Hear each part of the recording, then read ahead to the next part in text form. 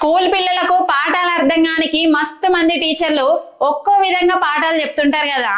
ఎంత మంచిగా చెప్పినా కొంతమంది పోరగాళ్ళకు శవనబట్టాయి. గసంటోళ్ల కోసమే గలకి ఎప్పటికీ మైండ్ లో గుర్తుండేలా బీహార్ లో బల్లె ఖుష్బు కుమారి అని గీ మేడం పిల్లలకు హిందీ ఒత్తులను ఎట్లా రాయాలి అని గుర్తుండేలా గీ తీరుగా పాట రూపంలో డాన్స్ చేస్తూ నేర్పించిందట.